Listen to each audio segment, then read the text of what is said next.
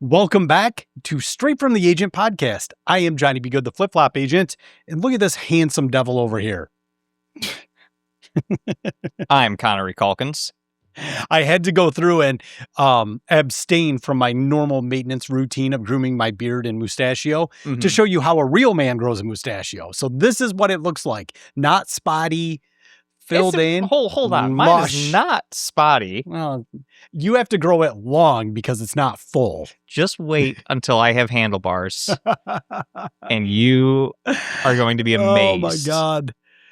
Are you still considered a millennial? I don't know. I was born in 97. Holy shit. I was getting my driver's license. Well, okay.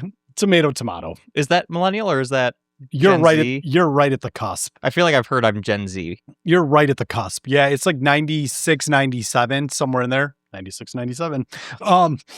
Hey, I have got kids in middle school. What do you want from me? But, well, and I'm on that cusp of like Gen X and millennial. Okay. So they call me like an elder millennial, but I prefer the term geriatric. I like that for you. I like that for me too. Geriatric, just embrace it. I don't care. It's the grays. I'm here for it. When did you turn gray? 20s. Okay. Yeah. No, my hair's had some tinge of gray for a long time. And my chest hair's turning gray. Oh, like, God. yeah, we're locked in, baby. It's just, hey, getting old. The march of time stops for no man. True. Or woman. Or they, them. Whatever. Whatever. It is 2026. What century are we in? Okay. Enough of our witty banter, our witty repartee back and forth. Let's jump right into some questions. Deal. I'm excited. I'm going to go first. Okay. I got the sellers. You ready? I'm ready. All right, let's rock and roll. Got lots of them in here. I can't read them this quick, so don't think I'm, stacking the deck here. Let's go with number 8. Oh, what a great one. This is a great one to start off with. So the question from the seller side today is, should I stage my home? And I've got some very succinct thoughts on this, but I want to hear from you first. So this is under the assumption that you're going to sell your home. You've already moved. The home is vacant. Let's assume the home is not being lived in currently. Okay. So you've either bought a new home, moved in, whatever you've done, the home's now vacant. You're getting ready to sell your home. And the seller asks you the question, do I need to stage this property? What do you got for me? Don't say it depends. I was going to say it depends. So let's be completely honest here. Sure. If it's a $1 million plus home, spend the money and stage it. Okay. It will look and show so much better because when you stage the home, it's not like someone's living there. Sure. Everything, especially if you go with a professional stager. Yep. You know what I mean? Everything looks nice. I had a client, we were looking at a home, it was like 1.3, 1.2. Yeah. And it was all staged. Yep. And it looked great. Yeah. But it wasn't enough furniture to where you're like, oh my God, this is crowded. I can't picture what my stuff will look like in here, but it looked good. If you're selling $150,000, $200,000 home, not really. And typically in our area, we don't see that. Yeah. Unless it is a company or an individual that buys it and they're professional flippers. Yeah. They'll usually have a storage unit or two of stuff to stage properties. Yep. And they'll do that, especially if they're looking to get top dollar. Now, for me, I look at it from a little different perspective. When I'm in the home with a client, I like to be able to look at the home. Yeah. I don't care about the stuff inside of the home. Whether somebody's living there, whether it's vacant.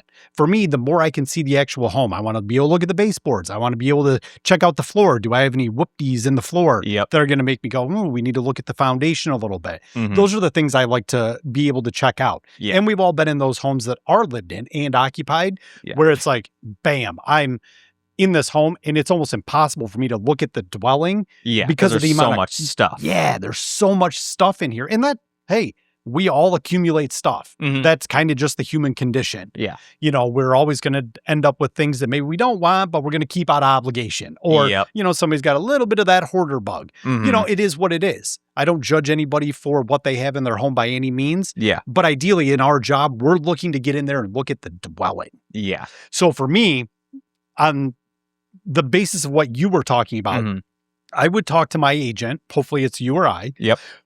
But with the accelerated pace that AI is moving, Yeah. I can take a picture. I can have a professional take a picture Yep. of your property. Okay. When I'm going to list your home, I'm going to go through, we're going to take that picture of it completely clean. Mm-hmm. But then I can take that picture and I can drop it into one of the AI platforms. Yeah. And I can say, hey, I want you to add this type of furniture, this type of layout, and do this. Mm-hmm. And then I can go through and I can use that from a marketing standpoint. I can use that from a number of different perspectives to showcase what the property could look like. Mm-hmm. But then when you get to the property, I don't think you'll necessarily be disappointed, but maybe you'll have an idea of like, oh, we could do this. You just got to mention like, hey, this is virtually staged. Absolutely. Okay. Absolutely. And so it's very simple for us as agents to be able to do that. Yeah. Not to say that staging isn't an important aspect. And again, if you're looking at like in that top 10% of your area's homes that are going to be real high value. Yeah. Right? It's going to be in your best interest to physically stage it because it's going to showcase better in person. Yeah. But again, with these homes that are vacant, you can still go through and do some virtual staging that is amazing. Right. It does a really good job, in my opinion. And kind of on that note, it just, again, going back to it depends. It depends on the buyer. I have been on so many showings where there's two different types of buyers, right? Right. The house could be vacant and the buyer's like, I can't tell what all my stuff would look like in here. Sure. Like I need the reference to see, oh, the couch goes here, the TV goes here. Right. I've been to some where there's a ton of stuff in the house and they're like, oh my God, there's too much stuff. I don't know what it would look like with my, like, it really depends on that person. You know what I mean? So 6 one way, half a dozen the other. Yeah. And for me, and it's a tale of two people because I'll go and I'll look at a house with my wife. Yeah. And Jessica will go in there and she's like, oh, we could put this over here and we could do, and I'm like, what? I'm like, just look at the house. Right. That's what we're here to look at the house. I see how big the rooms are. Yeah. Yeah. Yep. Yeah, we can fill it with all of our crap, no doubt about it. So for me, sometimes I prefer to be in homes that are occupied because I can see how they've laid it out. They'd be like, well, I might change this or I might do that. Yeah. Sometimes when I go in with a blank slate, I'm like, I don't know. Right. Yeah. Just start throwing crap in here and let's see what it looks like. Exactly. So it's a little different for everybody. So it will try to take your personal biases out of it because at the end of the day, if we're selling your property, how can we maximize the value? Yeah. And that's one of the ways in which we can maximize that value if your home is vacant. Yeah. If you've got a parent that passes away and all the stuff's been cleared out and it's an estate sale. Yeah. Well, maybe we need to go through and showcase what it could look like. Some people don't have that ability to envision like, oh, with fresh paint and new flooring, it could look like this. Yeah. Well, you can do all that now. Yeah. So we have the ability to make those changes. And I think it's an underutilized feature of what we have able or accessible to us as agents. Exactly. And so I think it would be in your benefit to look at that if you are selling a vacant property. Right. Yeah. Or if you have a really crappy house and we just need to virtually stage it, get rid of all your crap, put new stuff in it. Yeah. That's a possibility. Put a Band-Aid on it. Absolutely. I think we should change it from it depends to it's situational. I really like it depends. I like it depends too. It's less syllables. True. Less syllables. So we can spit it out more frequently. Right. Yeah. Perfect. All right. Well, that's all I got for sellers. We're cranking through it today, but that was a good one because we've talked a lot about the process, but sometimes it's a little bit fun to get in the weeds. Exactly. And kind of talk about specifics. Yeah. All right. All right. Let's go to what do you got for me, my man? Side. Not looking here. So many things. You can look. You can't read that fast. You're from right. Goodrich. I can't read. You're from Goodrich. What is an appraisal and why does it matter? Fabulous. That's a great one. Do you want me to take first crack at it? Go ahead. So the appraisal is, by and large, a way that your lender is protecting themselves. Yep. That's understand that. When people say like, oh, I had to get an appraisal. No, your bank required you to get an appraisal because with cash offers, and I've been in situations where a cash buyer has wanted to have an appraisal on it, which you can absolutely do. That's that's a non-issue there. Right. You just have to pay for it. Right. But truly, if you're going out and you're getting financed from a lender, the appraisal is there to protect the bank and ensure that the value that you're conveying in the purchase price is accurate and reflective of market conditions. Exactly. So if you're buying a $250,000 house and the lender says, yep, we need an appraisal. So you've already gone through, you've negotiated the contract, you've come to agreeable terms, you've gone through your diligence phase, and now you're at the appraisal stage, which is about midway through the process. Yeah. The appraiser is going to come in, and if they come in and they say, this home's only worth $200,000, well, then Gotta renegotiate. Now we need to renegotiate, or we need to really dig in and look at the appraisal and say, why did it come back $50,000 undervalued? Because you can attest the appraisal. You can. Yep. You can. And a great agent will have those comparables ready to be able to go through and say, well, I understand based on your comps why you got this price point. Yeah. You know, these are the ones that we based our comps off of. You know, could we maybe hop on a call and discuss that? Yeah. And kind of see. You know, and again, we don't want to have an adversarial or confrontational relationship with our appraiser. Right. Yeah. We want to work collaboratively together. And sometimes it's their job to protect the bank. Exactly. And understand that. The lender needs that protection from the appraisal to ensure that they're not over leveraging themselves or the buyer's not over leveraging themselves. Right. So then when it comes to the results, so let's use that example, $250,000 to get the house under contract at. The only people that find out what that appraisal value is, besides the appraiser, obviously, is that buyer's agent and the buyer. Yep. So let's say that it does appraise low. It appraises at $200,000. Right. We need to renegotiate. Right. Because the bank will not finance that purchase price of $250,000. They are only going to finance $200,000. Sure. Vice versa. Let's say it appraises over. Right. It's $250,000. They appraise it at $260,000. We're not telling you that. Right. We're not telling the listing agent that because that buyer is now walking into $10,000 worth of equity on their home. All you got to say is, hey, great news. Home appraised at value. Yep. Move on from there. Yep. Appraisal's good. There were no contingencies. Or not contingencies. There were no conditions on the appraisal. And that depends on whether you have an FHA loan, a VA loan, rural development / USDA, or a conventional loan. So sometimes there's conditions there depending on the condition of the property and things that might need to be rectified prior to closing. Right. Handrails. Yep. Chipping paint, the whole nine. Right. Blown out windows, any of the above. But at the end of the day, understand this, and this is to the buyers, understand they are not doing that appraisal for you. You're being required to pay for it. Yes. But it is because the bank needs to protect their interest. Exactly. And they're giving you several $100,000s to purchase a home. They need to ensure that they're not in a poor position if things go belly up. But sometimes you don't even need the appraisal. Sure. That's great. That's a great point to bring up as well. So we actually just did a deal where we got to waive the appraisal together, which was nice. Yep. But that is just based on the fact of like, hey, let's look at the buyer's income, look at everything. They really don't even need to get this appraisal done. Right. Like we are confident that we can back this loan. Well, and that goes back to the buyer's creditworthiness. Yep. The buyer's income, the value of the property. Yep. How much you're putting down. So there's a lot of factors that go into that. But nothing makes me happier than when a lender calls me and says, oh, we've got an appraisal waiver. Exactly. Hot damn, let's keep on trucking. Right. Yeah. It's absolutely the way to do it. And you can't go wrong with it. You know, but again, definitely. the bank, they want to protect themselves. And that's ultimately the end goal with everything that they do. Exactly. So, all right. We cranked through this episode. We did. But I'm okay with that. These were very succinct and direct questions. Right, yeah. That there wasn't a lot of it depends on it. Exactly. Which is great.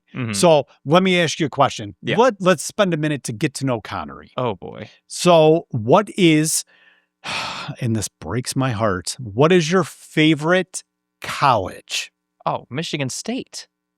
Boo. Go green. Go blue. In my defense, I did not go there. My wife went so there. You're a Walmart Spartan. Oh, okay. Hold on. Listen here, Walmart. A Walmart Wolverine. Spartan. That's great. That's great. I love it. I didn't go there. My wife went there. I didn't go. I had a stint in college, and that clearly didn't work out because I sell real estate. Well, reading's difficult, so that's a predominantly large requirement of going to college. I have no shame. You know this, right? I got placed. I started going to my first college that I went to was Mott Community College. Me too. Okay. Yeah. So I have no shame of putting this on the internet for everyone to hear about. Yeah. I can't remember what the number was of the math class I got put into. but it was low. 105. It was low. I mean, seriously, first day was addition, subtraction. The second class was multiplication, division.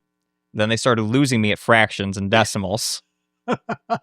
But I passed that one with flying colors.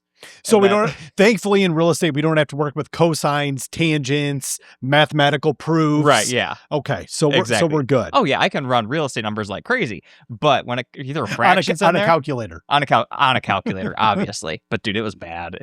I walked in, I'm like, this is college? Like, yeah, it's extra learning, my man. That's how it works. Well, it clearly didn't work for me because I didn't finish, but I get it. That's fine. I get it. Okay, so I am also a huge NFL stan. I can't help it. I just love the NFL. Yeah. I wish it went on 12 months out of the year, but it is what it is. Yeah. So what's your favorite NFL team? Detroit Lions. Detroit Lions. Obviously, baby. It has to be. I know, it has to be. Well, I mean, there's a lot of years that the Lions have been absolutely miserable. So for me, a lot of people have a safety team, a backup team. Do you have one of those, or is it just all Lions all the time? I mean, I've always liked the Patriots. Okay. I've always liked them since I was a kid. That's great. Randy Moss, Tom Brady. Tom Brady from the University of Michigan. That's amazing. So slow your roll. There it is. All right. I like it. I dig it. I'm a fan of Aiden Hutchinson. He went to Michigan. That's great. That's great. But I mean, root for him at all when he was at Michigan. Okay.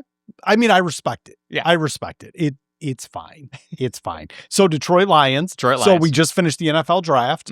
How you feeling going into the season? I'm feeling good. I'm feeling better than I was. Yeah. I felt like we really kind of killed some of those needs that we were concerned with at the end of the last season. So fingers crossed. Fingers crossed. As long as Goff is protected, I'm happy. Yep. And that offensive line looks like it's been shored up a little bit. So I'm excited. I'm excited. Are there any other sports that maybe aren't as popular that you're a big fan of? You look like a guy that would play pickleball. Oh, no. Actually, no. No? No, okay. I'm just a terrible golfer.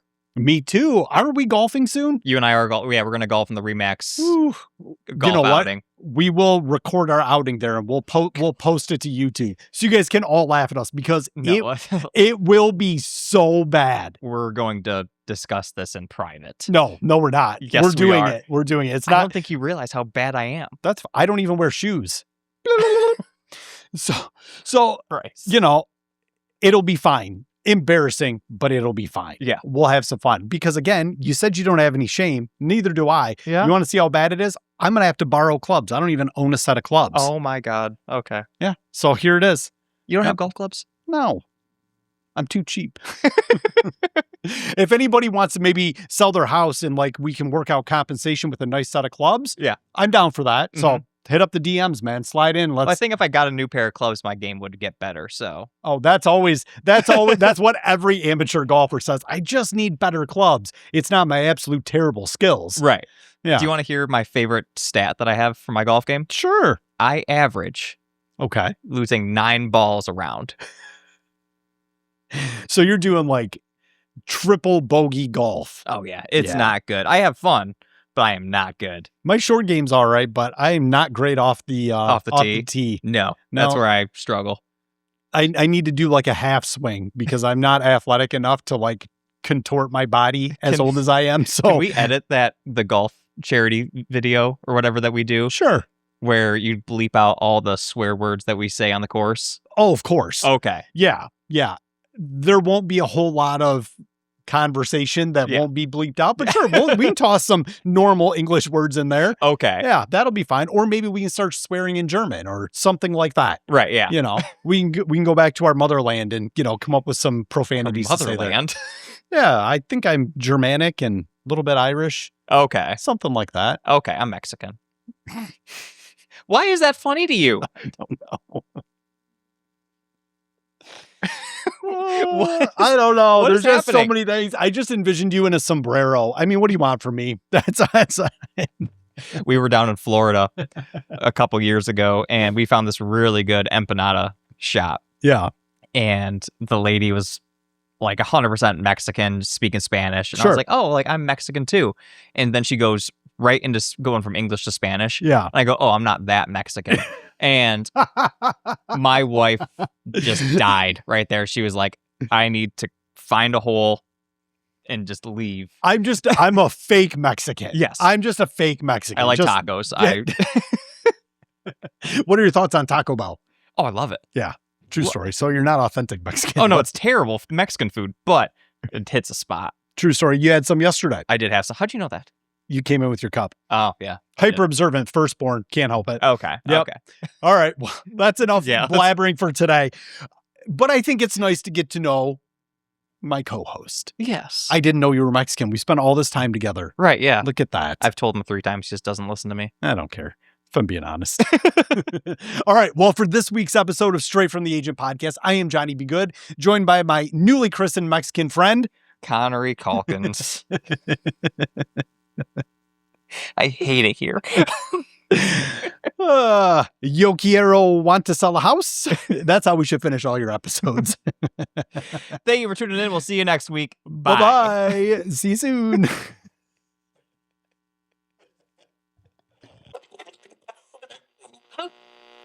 Call. Thanks. Grail.